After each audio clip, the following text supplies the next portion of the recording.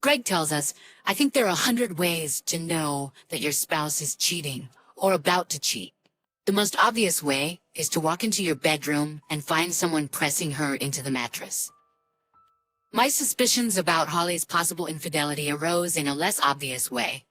Saturday was unusually cold. One of my chores was to put winter tires on Holly's Escape. I smiled as I got into her car. The heated driver's seat was on level 3. I turned it off before driving to the local tire shop and waited for them to change the tires. When I got home, Holly was dressed and waiting for me. Greg, I need to go to the mall.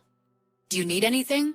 Some men might get worried when they hear those words because it means credit cards are about to take a serious hit.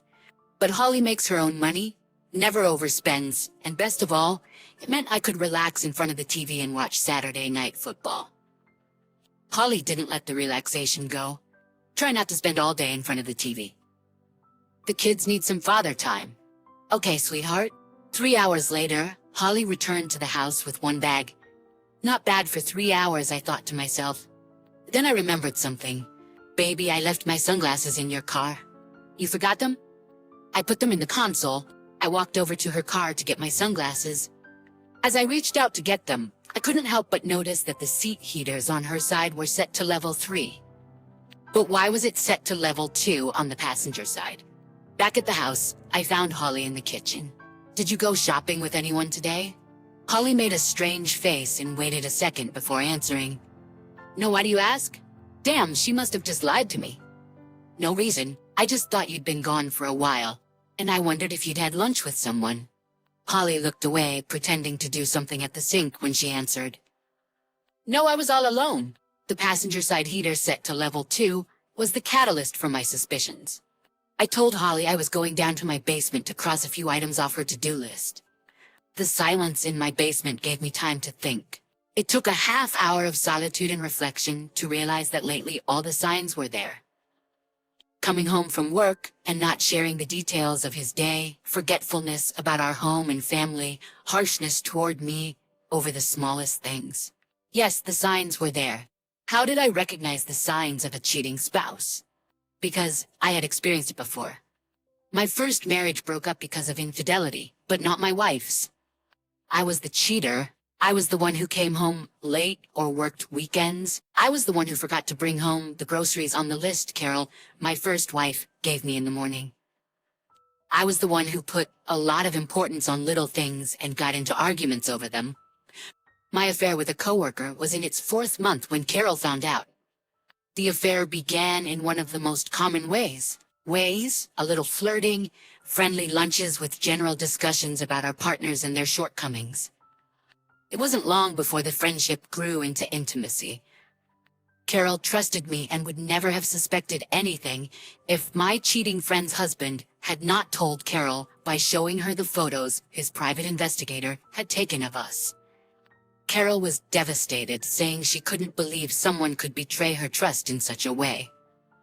Despite my vow of fidelity for the rest of our lives, she filed for divorce. Why should I believe you? 2 years ago, you swore to leave everyone else behind. Look how that turned out. 3 months later, I was single again. The thing is, I really loved Carol. My affair was a stupid, macho nonsense that led me down a precipice. I deluded myself that it was just a friendship, that what I shared with another woman wouldn't affect my relationship with Carol. In other words, I was stupid, like millions of other stupid cheaters. A year after the divorce, I moved across the country from Atlanta to Seattle. 2 years later, I met Holly, courted her, and got married. I told her about my first marriage, but I didn't admit to adultery. I simply said that my first wife couldn't accept my then immaturity. Not exactly a lie, just not the whole truth. Why arouse suspicion? I would have learned my lesson and never cheated again. Holly and I were married for 6 years. We had 2 beautiful children when temptation struck again. My job required me to attend training every 6 months. 20 operatives met for 3 days at our headquarters in Dallas twice a year. Each session was attended by essentially the same 20 people, and eventually we bonded. Friendships were formed, and there were even hints of a couple of affairs. One of our group was a woman from the Cleveland office. Karen Bates was a beautiful single woman in her 30s. who seemed to enjoy my company. We talked during breaks and lunches. One evening, it was probably my fourth class in Dallas, she asked if I would join some of them for dinner. It was a small group of 7 people. What harm could come of that? It was a fun group. After dinner, we ended up at the bar where there was a dance floor and a band playing. I danced with Karen and 2 other women in the band. About a few hours later, I looked at my watch. It was midnight in Dallas and 10 o'clock in Seattle. I left the bar without saying goodbye to anyone. Back at the hotel, I called Holly on my cell phone. A sleepy Holly answered after the second ring. "Holly, it's Greg. Did I wake you up?" "BC is fine, babe. Just glad you called. I'm sorry it's so late. I went out to dinner and had a few drinks with the others. I wanted to call to tell you I love you. I'm walking back to the hotel now. Should I call you when I get to my room?" "No, baby. I'm just happy to hear your voice. How was your day?" "Long, too long. I leave tomorrow at 3 o'clock. I'll land at Seattle Airport at 6:30 and be home for a late dinner. I miss you. I miss you too. So do the kids. Fly safe. I can't wait to see you." As much as I wanted to stay on the phone, I didn't want to keep Holly. She was holding down the fort at home, taking care of the kids and going to work. That can tire a person out, and I wanted her rested by the time I got home tomorrow. We hung up, exchanging I love yous with each other as soon as I entered the hotel. I opened the door to my hotel room, sat on the bed, and collapsed. God, that was close. One more drink and one more dance with Karen, and we probably would have slept together right now. One thing that saved me was that I suddenly realized all the warning bells from the affair that had ruined my first marriage. That night, I vowed that I would not ruin my marriage to Holly the way I had with Carol. For the next 4 years, I was able to keep my promise. I avoided Karen Bates and the few other temptations I encountered. I'm not George Clooney, but I had the power to change if I wanted to. But I held on, and as far as I knew, Holly still did. With a renewed sense of direction, I climbed the stairs and entered our kitchen. Our 2 children, Sal and Barb, were sitting at the kitchen table, chatting with their mother as she prepared dinner. It was worth the fight, but I needed to know how far Holly had gone. Had she crossed the line in the sand? Was she in love with this guy? Where was the boundary? I felt Holly's eyes on me as I walked into the room and pulled a beer out of the fridge. I sat down between the kids and joined the conversation. Holly looked at the 3 of us and smiled. In that moment, I realized she loved me. So why the hell would she jeopardize our family? Or was I being hasty? I tried my best to appear normal and clueless throughout the weekend. We even made love Sunday morning before going to Sunday service. Monday morning, I asked my boss for some free time to attend to personal business. He was kind enough to give it to me without asking too much. I made some calls and arranged an appointment with the investigator. On Monday afternoon, I was sitting in the reception area of Sullivan Investigations, waiting to meet Jake Sullivan. I entered his office when the receptionist announced me. Jake was a large man who reminded me of a TV show my dad used to watch when I was a kid. My dad had a full set of videotapes starring an actor with a mustache. What was his name? Frank Conrad or something. Jake saw the look on my face, my blank stare, and laughed. It was Frank Cannon starring William Conrad. That's what you were trying to remember, right? I can't read minds. I often get the same questioning look. My wife says I should shave off my mustache, but it's more fun this way. Jake and I exchanged a few more pleasantries and got down to business. If what you told me is true, it shouldn't take more than a week. We'll do a little surveillance with a team of 2. Gather what you need to make some decisions. It shouldn't cost more than $10,000. If you agree, Sheila needs to sign off on it, and I'll have 2 operatives on it by Wednesday. $10,000 sounded steep, but all things considered, it was worth it. Contract at his secretary's desk. Friday night, I returned to Sullivan's investigative office, holding my breath. "Greg, I have good news and bad news. The good news is your wife hasn't gotten in bed with that asshole yet. By the way, that asshole's name is Derek Turner." Derek Turner is Holly's boss. I've met him 3 or 4 times at Holly's work events. I never thought highly of the guy, and I had a feeling he thought even less of me. He always talked to me in a condescending way. I had to admit he was a handsome man, about our age, and kept himself in shape. As that flashed through my mind, I noticed Jake watching me, waiting. Holy shit, this guy was in the right business. Shrewd. Waiting until I was ready to hear the next part. I nodded my head, and he continued. The bad news is that she might be planning on hooking up with him soon. He asked her to join him at a work-related conference out of town in 3 weeks. She hasn't made a commitment, but is definitely on the verge. 2 of my operatives followed them both on Wednesday and Thursday. One sat next to them on Wednesday at the diner. The other followed on Thursday. Neither operative was spotted, I can assure you. There were no outward signs of affection on either day, no handshakes, kisses, or anything physical, and we were able to record conversations on both days. The operatives carry special bags with parabolic microphones. I'll give you both tapes so you can listen for yourself. There's some background noise, so you may have to listen a few times to get used to it and hear everything that was said. I borrowed the tapes, actually 2 CDs from Jake, and treated them like they were poison. There's more to it than that. Based on what we heard on Wednesday, I followed Turner after work on Wednesday and Thursday nights. On Wednesday, he headed straight to his house, and on Thursday he left work and met up with another man at a bar. They didn't seem to care that they were in a public place. I couldn't hear the entire conversation, but I caught enough to realize that your wife was not their first target. Given what I heard, I confirmed this morning that the other man is James Young. Turner reports to Young. It looks like one of the previous victims was Karen Johnson. Your wife is the replacement for this Miss Johnson. Young asked Turner how the seduction went and gave him a hard time when Turner told him she resisted. Turner said he felt he would succeed once she went with him on this business trip. He thought a little alcohol and dancing would overcome her reticence. He even confirmed something we have on one of the lunch break tapes, that Turner was tempting your wife with the possibility of a promotion in the future if she participated in the program. Jake waited a few more seconds while I digested all of this. He offered me a cup of coffee from the coffee pot on his desk. I declined, already too flustered. Jake continued, I can't stand assholes like that. I wrote my notes right after their conversation. The conversation took place in a public place, and there's no expectation of privacy. Expectation of privacy. My notes could be used in a civil suit against those 2 and the company. If you need me to, I'll testify on the trial transcript and in court. I'll charge you less than usual, just to nail these assholes.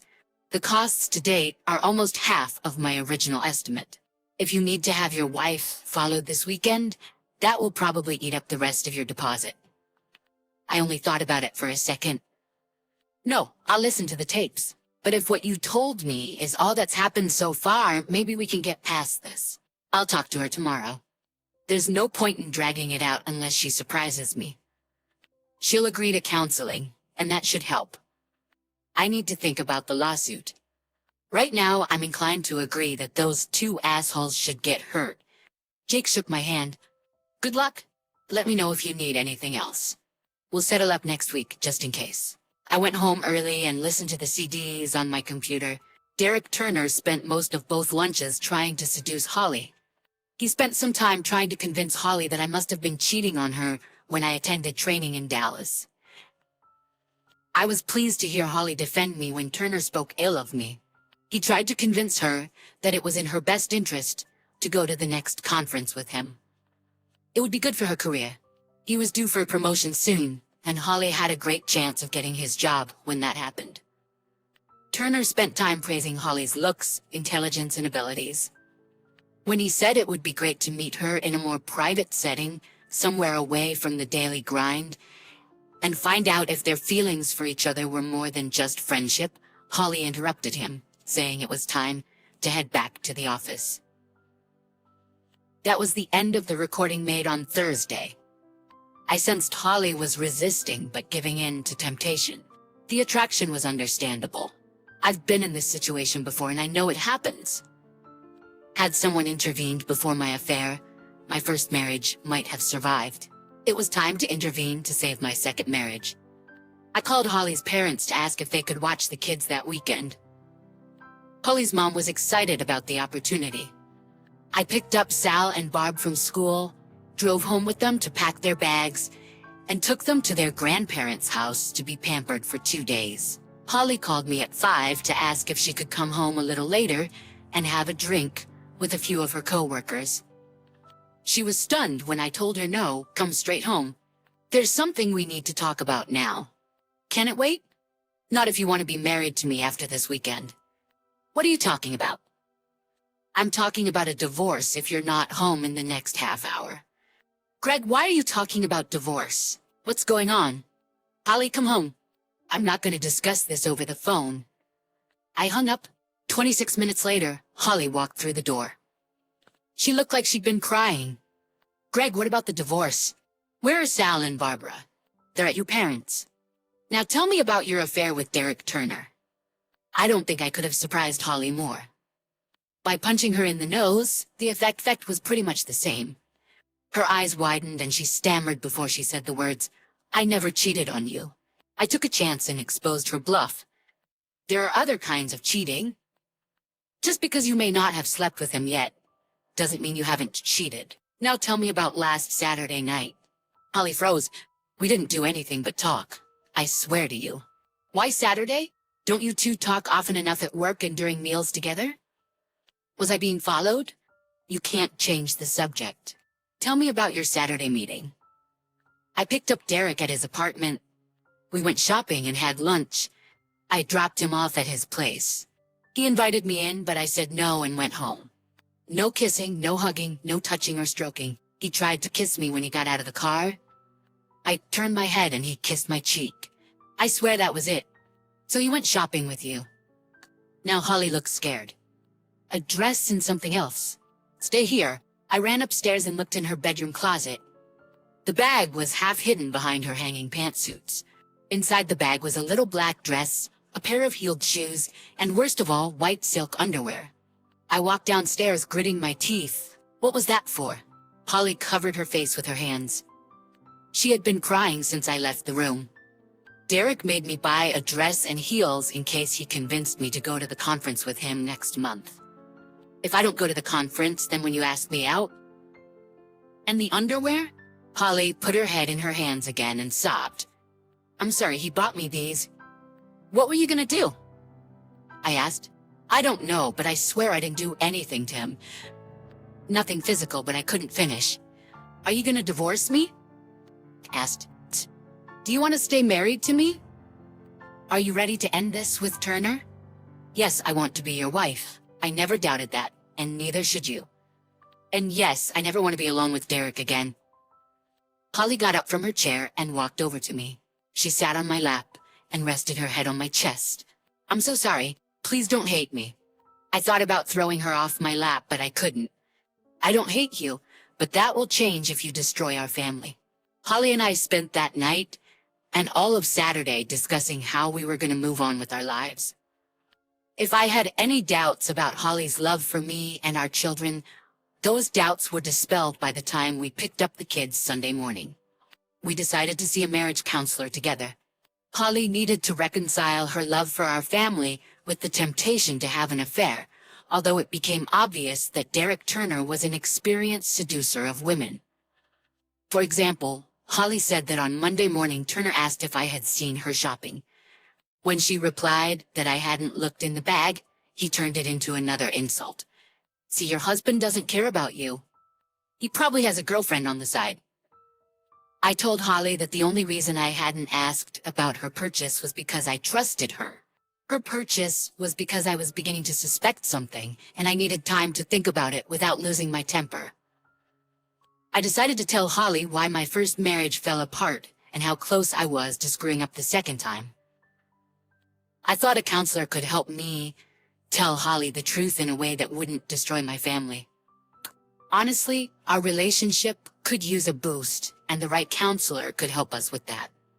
We also decided to contact Holly's HR department and file a formal complaint against Turner.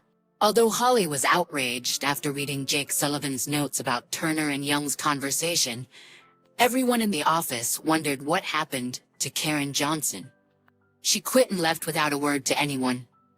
Holly resisted until we met with our counselor on Tuesday. She convinced Holly that this was the right action, and we got the dress, shoes, and underwear back. As much as I wanted to take Holly outside or take the lingerie off her lovely body, I couldn't look at them because Turner chose them. It's been a year since that weekend. Both Derek Turner and James Young were fired for cause based on Holly's complaint, and after the HR director listened to the tapes, read Jake Sullivan's notes, and had a follow-up conversation with Jake. Neither of them received a severance package. They were just quickly shoved out the door. Holly heard that they threatened lawsuits, but backed off after being threatened with countersuits. Speaking of lawsuits, in a letter from our attorney, Holly received a check for a nice sum from the company, and nothing more was said after she signed the application. We might have been tempted to press the issue, but Holly's company did the right thing. They got rid of the bad guys and settled with her quickly. The counselor really helped us with our problems. Holly was surprised when she heard the real reason my first marriage failed. She was hurt when, during our first session, I told her how close I was to cheating on her. The reason I decided to come clean was simple. Holly needed to know that she wasn't the only one who could be tempted. Our marriage would be stronger if she didn't carry the weight of guilt. After all, neither of us had crossed a physical line, which made the emotional boundaries we crossed still destructive, but not unforgivable. I truly believe that Holly and I are happier now than we were in our first year of marriage. Both kids are doing great. It's probably easier to raise children when parenting is done by two adults who love each other. Several important lessons have been learned. First, don't use another person to replace the emotional support you should be getting from your spouse, especially when the other person has a reason to erect barriers between you and your spouse. This may start with friendly dinners, but often ends up in bed. Second, if you are doing something you are embarrassed to tell your spouse about, you probably shouldn't be doing it. Third, communication. Are you having problems with your spouse? Let him or her know about it. I'm not being naive. There are marriages that cannot be saved by communication and information sharing. But if your marriage is valuable, it is important to make time for communication. Either way, those are my 2 cents, and they are worth every penny.